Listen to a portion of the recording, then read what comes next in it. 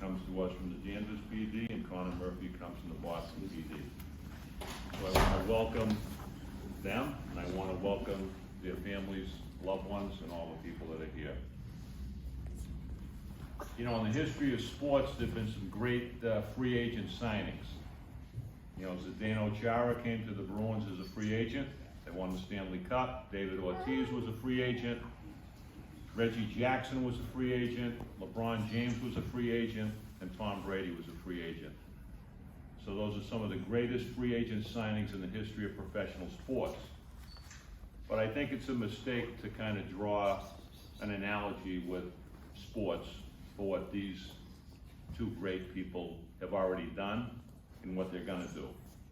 So I think if you're gonna combine athleticism to something to look up to as a great free agent signing, I think I'd rather also include people like Ted Williams, Rocky Bleier, and Pat Tillman, who combine their athleticism with service.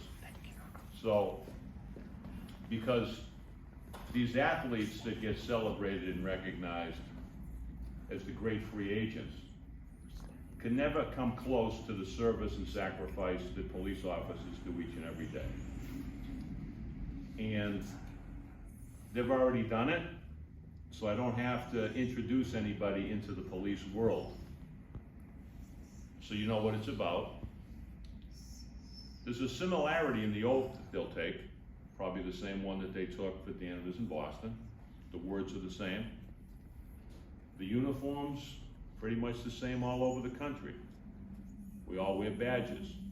In New York, they call it a shield, but it's the same. And there's something good about that, because although that they will be working in a different place, the service remains the same. Everywhere in this country, 911 calls will be made today. 600,000 of them will be made today. 240 million 911 calls are made every year. And those calls are answered by someone who says, 911, what is your emergency? How can we help? So the service and the sacrifice and the call to help is woven within policing all around the country. The 911 call actually originated in 1967 when the FCC and AT&T decided we need to have a universal number for people in distress to be able to call. So they come up with a 911 because it would be easy for people to dial. People already knew what 411 was, and 911 had never been used as a area code. And then they looked at rotary phones, if somebody remembers what they are, I do, and they figured 911 would be the easiest way to have a call for help, a universal call that I need you, and that is what police do each and every day. 240 million calls per year. So in a few minutes, Connor and James will be taking an oath. They've done it before. Connor has actually taken 2 oaths: to serve his country in the U.S. Army, to serve the city of Boston, and now he'll be taking an oath. James has taken an oath with the Danvers Police. They will raise their right hand. Why do you raise your right hand? It goes back to the 17th century in the court in London. They didn't have computers or archives back then, so when somebody came to court, they made them raise their hand because criminals had their hands branded with the offenses that they might have committed. There would be a T if you were a thief, an F if you were a felon, and you would stand before the court and raise your right hand. When they take their oath, they raise a right hand that is unblemished and unmarked. They raise their right hand as a symbol that when you call, I will come and help you. I don't even have to know who you are. When we say 911, what is your emergency? We do not say, what is your race, religion, ethnic background, orientation, or status in life? We only come to help. That is the oath. But there is another theory on why we raise our right hand, and it's even more beautiful than the London one. It goes back to the Bible. It is rooted thousands of years ago when the prophet Isaiah declared raising God's right arm as a symbol of his blessing upon us. So the oath that they're gonna take is very profound, very powerful, but it only means something because it's done by a person, by a human being.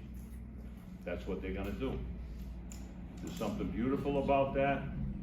There's something sacrificial about that, and there's nobody else that does that.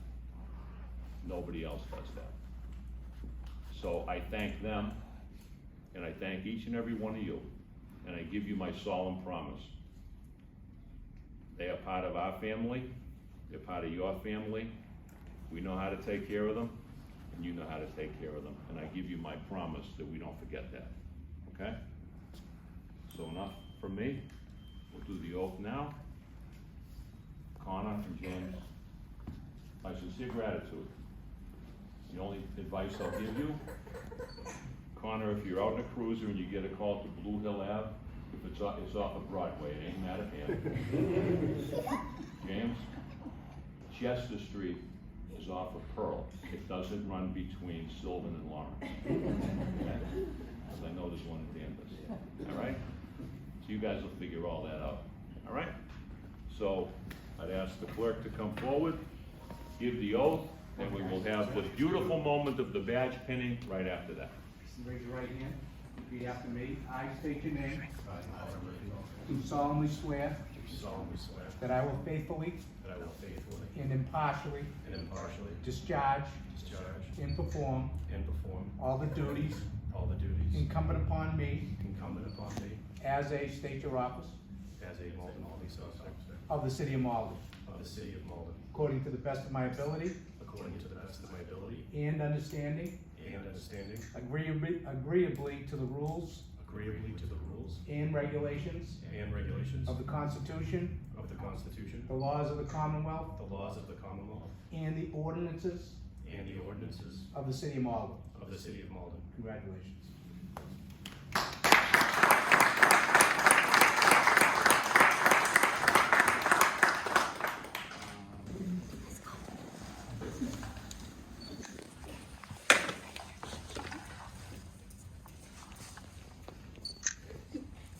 Good job.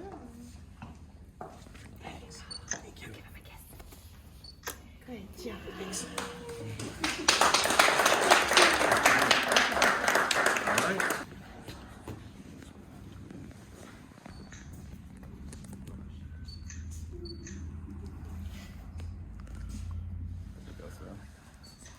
There you go.